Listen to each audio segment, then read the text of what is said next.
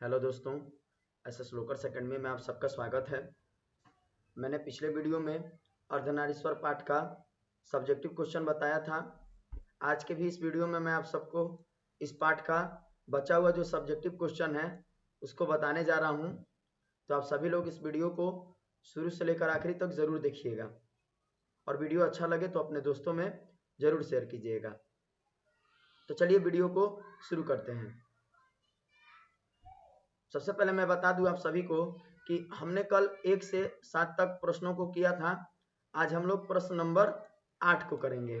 प्रश्न नंबर 8 कह रहा है कि प्रसंग स्पष्ट करें। प्रसंग स्पष्ट करना है किसका? तो पहला क नंबर दिया है कि प्रत्येक पत्नी अपने पति को बहुत कुछ उसी दृष्टि से देखती है जिस दृष्टि से लता अपने वृक्ष को देखती है। इसका प्रसंग स्पष्ट करना है। इसका आंसर क्या होगा? तो चलिए उसको देखते हैं।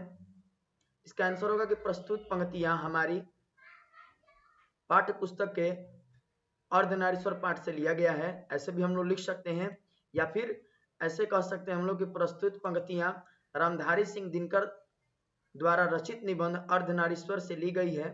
प्रस्तुत पंक्तियों में कवि यह कहना चाहते हैं कि जिस तरह वृक्ष के अधीन उसकी लताएं फलती फूलती हैं, उसी प्रकार पत्नी भी पुरुषों के अधीन है। वह पुरुष के पराधीन है। इस कारण नारी का अस्तित्व ही संकट में पड़ गया है। उसके सुख और दुख, प्रतिष्ठा और अप्रतिष्ठा, यहाँ तक कि जीवन और मरण भी पुरुष की मर्जी पर टिकने लगा है। उसका सारा मूल्य इस बात पर जा ठहरा है कि पुरुषों की इच्छा पर वह है। वृक्ष की लताएं वृक्ष के चाहने पर ही अपना पर फैलती है। इसके बाद कहा जा रहा है कि उसी प्रकार स्त्री ने भी अपने को आर्थिक पंगु मानकर पुरुष को अधीनता स्वीकार कर ली है और यह कहने को विवश हो गई है कि पुरुष के अस्तित्व के कारण ही मेरा अस्तित्व है। इस प्रवस्था के कारण उसकी सहज दृष्टि भी छीन गई है, जिससे यह समझती है कि वह नारी है, उसका अस्तित्व है। एक सोची समझी साजिश के तहत पुरुषों द्वारा वह पंगु बना दी गई है। इसलिए वह सोचती है कि मेरा पति मेरा कर्णधार है, मेरी नैया वहीं पार करा सकता है। मेरा अस्तित्व उसके होने के कारण को लेकर है। वृक्ष लता को अपनी जड़ों से सींचकर उसे सहारा देकर बढ़ने का मौका देता है और कभी दमन भी करता है। इसी तरह एक पत्नी भी इसी दृष्टि से अपने पति को देखती है। तो ये पहला नंबर हमारा प्रसंग था, उसका व्याख्या था। दूसरा जो हमारा ख नंबर प्रश्न है 8वां का, कह रहा है वो प्रश्न में कि जिस पुरुष में नारीत्व नहीं वह अपूर्ण है। जिस पुरुष में नारीत्व नहीं वह अपूर्ण है, इसकी हमें प्रसंग व्याख्या करना है। तो कहा जा रहा है कि प्रस्तुत पंक्तियां रामधारी सिंह दिनकर के निबंध अर्धनारीश्वर से ली गई है। निबंधकार दिनकर जी कहते हैं कि नारी में दया, माया, सहिष्णुता और वीरता जैसे स्त्रीयोचित गुण होते हैं। इन गुणों के कारण नारी विनाश से बची रहती है। यदि इन गुणों को पुरुष अंगीकार कर ले तो पुरुष में कोई दोष नहीं आता और पुरुष नारीत्व से पूर्ण हो जाता है। इसलिए निबंधकार अर्धनारीश्वर की कल्पना करता है जिससे पुरुष स्त्री का गुण और स्त्री पुरुष का गुण लेकर महान बन सके। प्रकृति ने नर नारी को समान बनाया है पर गुणों में अंतर है।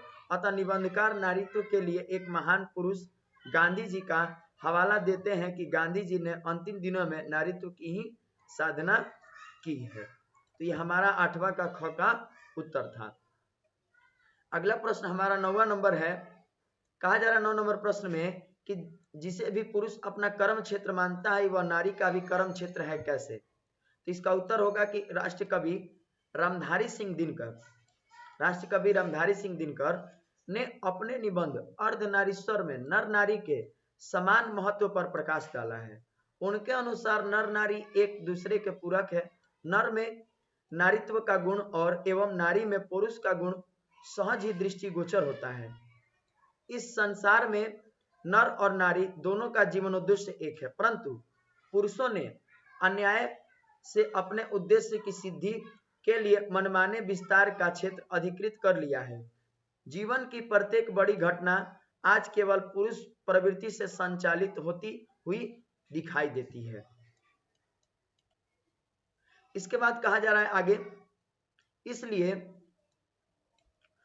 उसमें कर्कशता अधिक और कोमलता कम दिखाई देती है। यदि इस नियंत्रण को और संचालन में नारियों का हाथ हो तो मानवीय संबंधों में कोमलता की वृद्धि अवश्य होगी। जीवन यज्ञ में उसका भी अपना हिस्सा है और वह हिस्सा घर तक ही सीमित नहीं है, बाहर भी है।